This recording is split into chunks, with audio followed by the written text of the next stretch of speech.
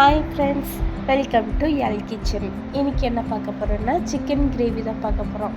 ஈஸியாக சிம்பிளாக டேஸ்ட்டாக பண்ணியாமல் ஒரே மாதிரி சிக்கன் கிரேவி பண்ணுறதுக்கு பதிலாக இந்த மாதிரி டிஃப்ரெண்ட்டாக பண்ணி பாருங்கள். டேஸ்ட்டு சூப்பராக இருக்கும். நல்ல க்ரீமி ஸ்ட்ரக்சரில் செம்மையாக இருக்கும். கண்டிப்பாக ட்ரை பண்ணுங்கள். இதுக்கு ஃபஸ்ட்டு நான் 1/2 kg சிக்கன் எடுத்திருக்கேன். நல்லா வாஷ் பண்ணி நம்ம எடுத்து வச்சுக்கலாம்.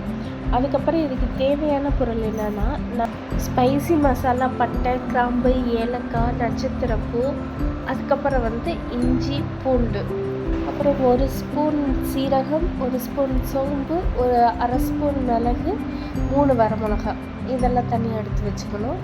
இப்போ ஒரு மீடியம் சைஸு பெரிய வெங்காயம் 1 பொடி பொடியாக சாப் பண்ணி வச்சுக்கலாம். அடுத்து பழுத்த தக்காளி 2. இப்போ நம்ம சிக்கன் கிரேவி பண்ணுறதுக்கு நம்ம தனியாக மசாலா அரைக்க போகிறோம். ஒரு பேனில் சோம்பு, சீரகம், மிளகு, வரமிளகா, பட்டை, கிராம்பு, ஏலக்காய், இது எல்லாத்தையும் எல்லா ஸ்பைஸ் மசாலாவையும் போட்டு நல்லா ஃப்ரை பண்ணி ஸ்மெல் வந்தோடனே தனியாக எடுத்து வச்சிடணும். அதுக்கப்புறம் என்னன்னா, ஒரு கைப்பிடி வேர்க்கடலை எடுத்துருக்கேன். இன்றைக்கி நம்ம தேங்காய் சேர்க்க மாட்டோம். தேங்காய்க்கு பதிலாக நம்ம வேர்க்கடலை சேர்க்க போகிறோம். இதுதான் சிக்கன் கிரேவி டேஸ்ட்டவே வேறு லெவலுக்கு எடுத்துகிட்டு போகிறது. இப்போ பேனில் தேவையான அளவு எண்ணெய் ஊற்றிட்டு பட்டை, சோம்பு, வெங்காயம் இதெல்லாத்தையும் நல்லா ஃப்ரை பண்ணிக்கணும். அதாவது கோல்டன் கலர் வர முடிய நல்லா ஃப்ரை பண்ணிக்கணும். இதுக்கு இடையில நம்ம ஸ்பைசி மசாலா வறுத்து வச்சுருந்தோம்னா அதெல்லாத்தையும் நம்ம பொடி பண்ணி எல்லாத்தையும் எடுத்து வச்சுக்கணும். ஃபஸ்ட்டு ஸ்பைசி மசாலா எல்லாத்தையும் அரைச்சி அந்த பொடியை எடுத்து வச்சுக்கணும். அடுத்து இஞ்சி, பூண்டு அது தனியாக எடுத்து அரைச்சி எடுத்து வச்சுக்கணும். அடுத்து வேர்க்கடலை எடுத்து வச்சுருந்தோம்னா அதுலேயும் தண்ணி ஊற்றி நல்லா பேஸ்ட்டாக அரைச்சோன்னா நமக்கு பால் கன்சிஸ்டன்சியில் வரும். அந்த மாதிரி நல்லா அரைச்சி எடுத்துக்கணும்.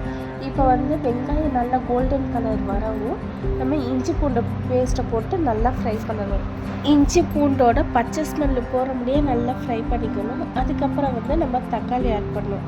தக்காளி நல்லா மசியணும். அந்த அளவு நல்லா நம்ம ஃப்ரை பண்ணிக்கணும். இதுக்கு நம்ம தேவையான அளவு உப்பு, மஞ்சத்தூளும் சேர்த்து நல்லா ஃப்ரை பண்ணணும். தக்காளி நல்லா மசியணும். அதுக்கப்புறம் நம்ம வாஷ் பண்ணி வச்சுருந்த சிக்கனை நம்ம சேர்த்து நல்லா கிளறி விடணும். அதாவது மசாலாவும் சிக்கனும் நல்லா மிங்கிள் ஆகணும். அது முடிய நல்லா கிளறி விட்டுட்டு இதுக்கு தேவையான அளவு உப்பு, தனி மிளகாத்தூள், அப்புறம் நம்ம ஸ்பைசி மசாலா அரைச்சி வச்சுருந்தோம்ல அந்த பொடியும் சேர்த்து நல்லா கிளறி விடணும். கிளறி விட்டுட்டு தண்ணி நம்ம சேர்க்கக்கூடாது. ஒரு 5 நிமிஷம் நல்லா மூடி போட்டு மூடி வச்சிடணும். மூடி வச்சு எடுத்தோம்னா இதுவே நமக்கு தண்ணி விட்டுருக்கும். அந்த தண்ணியிலேயே நம்ம திரும்பவும் நல்லா கிளறி விடணும்.